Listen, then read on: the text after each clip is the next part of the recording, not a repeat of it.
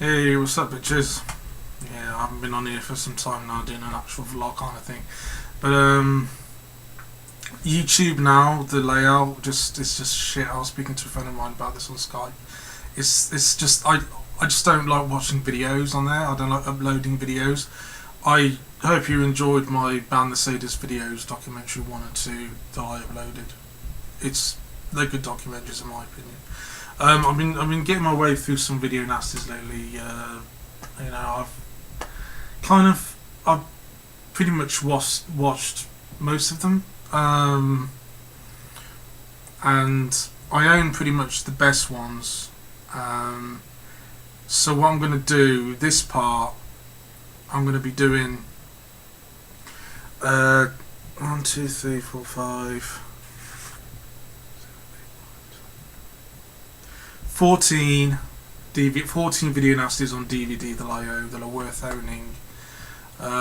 Next one will be Blu Rays, because I've got quite a few on Blu Rays, you know, like the Arrow releases and stuff like that. So yeah, I'll get to it, and this will be a long video. I'm sorry, but you know, that's one of the reasons why I don't like uploading videos, because they just end up so goddamn long. I'm gonna start off with this one, right? It's a piece of shit film, man. This is seriously. I mean, this is Cannibal Ferox. I don't really like this film, to be honest with you. I mean, I've seen it a good few times, but like, I watched it again recently, and I just thought this is rubbish. Obviously, there's animal cruelty in there, as you'd expect from like one of these cannibal films. I forgot about Cannibal Apocalypse. I've got that in there. I'll include that next time. You know. This one is like so-so. It's all right. It's kind of average, you know. It doesn't work for me because like it's set in New York and it's set in the Amazon jungle, and like it's two different stories, and it's like the parts set in New York, they don't need to be there. It doesn't really add anything to the story. You know, it'd be better if they just set it in the Amazon jungle. So yeah, that's that. Next one. This is a real gem of a film. This is. I've ordered this on Blu Ray. Blue Underground. Dead and Buried. This is like a gory Stephen King type of a horror film. You know, it's like a gory Stephen King type of film. I mean, later on I'll be going into a little bit about, you know, like, do I think they're banned or do I think they're worthy of being banned. I mean, this one, I was surprised that this was a video nasty, and as the posh people call it, nasty. They call it video nasty. Yeah, it's pretty unpleasant, this one. You know, it's a good film, good story. It's a lot like Reanimator or something, you know. Yeah, it's very much in the tradition of the guy who directed Reanimator. I can't remember his name, Stuart Gordon. It's like that. It is a lot like that kind of, you know, Reanimator sort of thing. I like it. I think it's cool. Anyway, so that's that. Dead and Buried. This one is a film that like. It's kind of gross and horrible and fucked up, but at the same time funny for the wrong reasons. Ooh, what a perversion! Island of Death. God no, this film is it's fucking hilarious. It's really funny, but for the wrong reasons. Like. It's more kind of like fucked up and gross, like in intent, than it is like there's an actual you know. I mean, it's pure John Waters, pure John Waters. This would work as a double bill with Pink Flamingos. I swear. Watch this and Pink Flamingos back to back. Great double bill. Yeah, Island of Death. Got this as the Arrow release, great edition. So that's that one. Next one is Don't Go in the House. They had a lot of don'ts on the Nasties. There's at least 4 or 5 films with don't go in the house, don't go near the park, don't go in the woods, don't go in the basement. That's why Eli Roth did that trailer, Don't. This is a cool little film. Like I can't remember that much about it, but it's like well shot and everything. It's not particularly that gross or anything like that. It's the guy who's in it. I swear he's in Christmas Evil. The lead character. I swear he plays the lead character in Christmas Evil. I swear it's the same guy. So that's that. Don't Go in the House. Awesome movie. It's not that nasty kind of thing, but it is a cool film. This one, right, man. It's about time they release this in England. Fight for Your Life.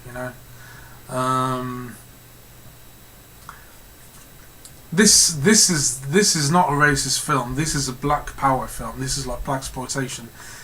This is basically the same kind of film as Tarantino's Django Unchained, but obviously with Django Unchained, like Tarantino tries to tackle the black slavery thing not very well. This basically does it with black revenge, black guys getting revenge kind of thing. And William Sanderson, who was who played J.F. Sebastian in Blade Runner. I couldn't believe it was him at first. It's the film with the most amount of racial slurs that has ever been put to film. Yeah. I've got a good memory of this film. I was working at this. I might be watching this right now. I don't know. But we were both working at W.H. Smith's, and he said to me, "Oh, what are you doing after work, mate?" I said, I'll probably just go back home. Chill out, watch a film. Drink some coffee, proper coffee, because I was a caffeine addict at the time. The actual boil kind of thing. And watch a film and stuff. And he was like, "Cool, do you mind if I come?" I was like, "Yeah, cool, man." So I came back to my house and I was like, I don't know whether to show him this or not. I don't know whether to put this on because it might give the wrong impression. But I put it on. He was fucking pissing himself from start to finish, man. And then I was like, pissing myself as well. Maybe the least politically correct film ever seen in American theatres. The slurs that come out with like Kentucky Fried Coon and all that sort of stuff, and it's you're just laughing at them. Jesus, man. In this day and age, you've got to have a sense of humour about these things. It's like a blaxploitation film, more or less. Now I'm going to try and leave some of the best ones for last.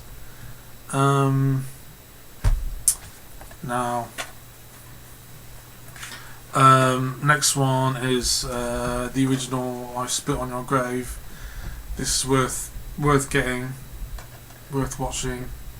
Most of you probably have seen these films anyway.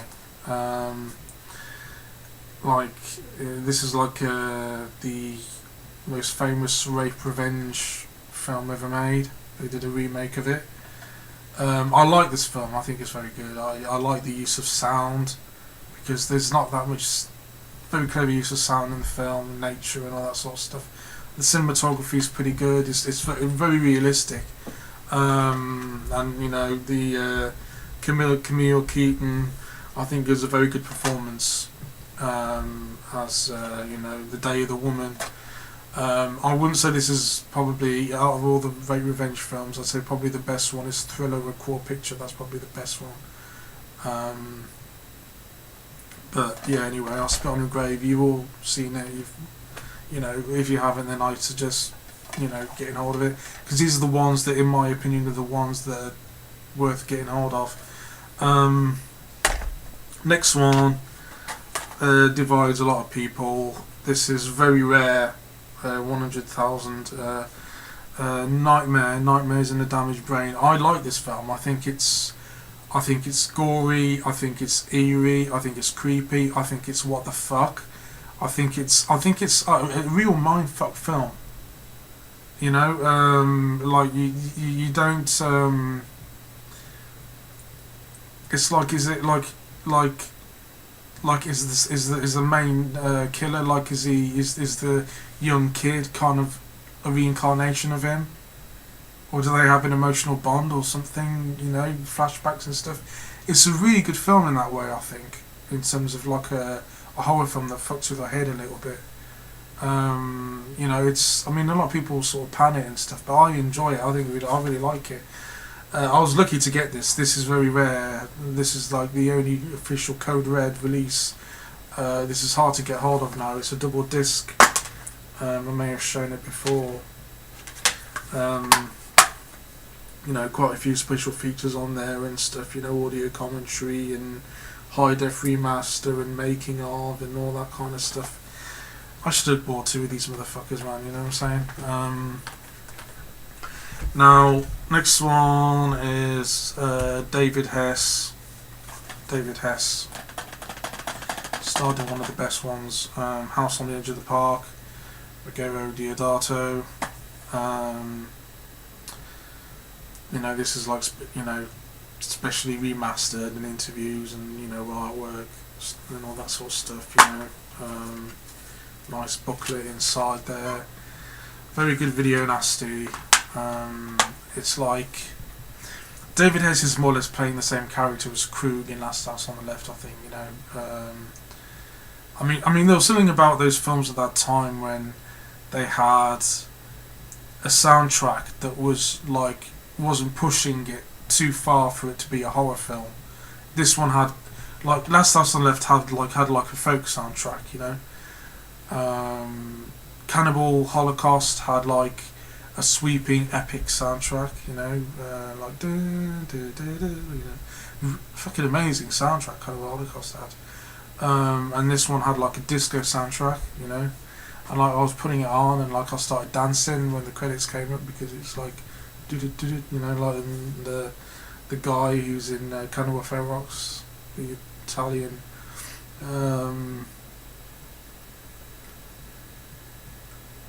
Giovanni Lamberto Radice or something. Yeah, he's a great actor, man. This is still cut in this country, by the way. This is the uncut version. You know, it's like it's like a giallo kind of thing. You know, plot holes galore, loads of plot holes in there, things that don't quite make sense. But you know, it's good, worth watching for the performances and stuff, and for some of the fairly grim moments and all that, you know. This one here is, by the way, I need to get The Boogeyman because that's fucking awesome.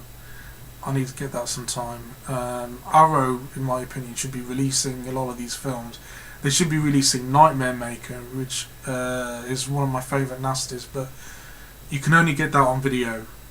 There's only a video release of that. I've seen it, I've, you know, got the video rip of it, but I haven't, you know, it's about goddamn time that film got a fucking release. It's not even that extreme or anything. It's a good film, man. It's a very good film, very well acted, very well directed. It's Nightmare Maker, you know, or, you know, they've got all these different names. And The Bogeyman I want to get as well, because The Bogeyman's a classic. It's a great film, The Bogeyman. It starts off as like a Halloween rip-off slasher film, but goes like, it becomes like this like satanic sort of like supernatural movie kind of thing. This one is The Burning. What a great slasher film. Great slasher film, great effects. Tom Savini did the special effects and everything. This is kind of like a bit of a knockoff of like Friday the 13th, but better than Friday the 13th in my opinion. Miles better, you know. Great movie. Yeah, definitely worth getting if you haven't. The whole kind of video nasties kind of thing, you know. I'm saving the best one till last. This is probably the grimmest video nasty on the list, or one of. Probably the second is the original Faces of Death, This is the 30th anniversary edition with loads of special features. It's like new HD transfer. I swear, man, this is Blu Ray quality. Blu Ray quality. When I put it on, I couldn't believe the quality is this HD. It's Blu Ray. It's fucking amazing. This is a really good edition. Yeah, banned in 43. This is the uncut version. This is like a must-have kind of thing. You know, it's you know, got quite a few special features on there and stuff. This did better in Japan than Star Wars. True story. It's outsold Japan in Star Wars. I know a fair bit about the whole Video Nasties thing because I've got a lot of books, and I'll be doing a video sometime of all the Video Nasty related books that I've got, which includes Video Violence and Children, which I just got through reading, which is interesting. Yeah. Now that one's done. This is going to be a long video as well, by the way. Could never keep them short. Yeah, we know about this Cannibal Holocaust. This is probably the most extreme one on the entire list. You know, not just for the animal cruelty, but you know, for the, you know, I mean, this is a brilliantly made film. You know, it still upsets a lot of people to this day. You know, it's still very controversial. It still makes people's top 10 extreme film, you know, kind of thing. I'd say, you know, like, I mean, probably this and Faces of Death were really the only ones that deserve to have that much of a, you know, people to be concerned about at the time. Cannibal Holocaust, I've got about 5 editions of this film. This is the Grindhouse release, the deluxe edition. Yeah, I mean, need I say more? You know, most of you have seen it. Obviously, people who don't want to see it, you know, avoid animal cruelty, and I won't really blame them because, you know, because it is off-putting. But it is a great story, you know, great social commentary and stuff. But people are still debating it to this day. You know what I'm saying? So that's that one. That's easily one of the best of the, and probably the most gruesome of the Video Nasties of all of them. This was either it was going to be this one or the other one, which is going to be a tie. This is obviously Last House on the Left. Fucking classic film. Classic film. This is probably Wes Craven's best film in my opinion. This is the 3-disc Ultimate Edition. Loads of stuff on there. It's got rare, complete alternate cut, Krug & Company. This was pretty much the start of it all in terms of horror films getting out of the supernatural Dracula kind of Hammer horror phase kind of thing, entering the real world with cautionary tales, you know, real violence. Not real violence as in real violence, but, you know, like a very good topic about violence, you know, you know, with violence comes violence, you know, like revenge kind of thing. And this is my favourite one. This film is a masterpiece, and I don't even know what he was doing on there because it's an art house film. Covering it up because of the boobage. This is Possession, directed by Polish director Andrzej Zalorski, starring Sam Neill and Isabella Rajani. This is a headfuck of a film, man. Possession is fantastic. The soundtrack is really brilliant. The cinematography is brilliant. Everything about the film is brilliant. It's very Lynchian, Cronenbergian, whatever you want to call it. You know, it hints at a lot of those things. It's got one of the most crazy sequences of Isabella Rajani's character having a miscarriage underneath the subway. It's nuts. It's nuts. If you haven't seen it, you've got to watch it, man. Possession. Masterpiece. Masterpiece. I'm keeping this a little bit short for now, you know, because I don't want it to be too long. So that's it for now. Those are my favourite Video Nasties on DVD that I own, and next one I'll be doing other Blu-rays then I'll be doing books, and then I'll go from there. So thanks for watching. I'll see you guys later. Sorry about the length, and goodbye.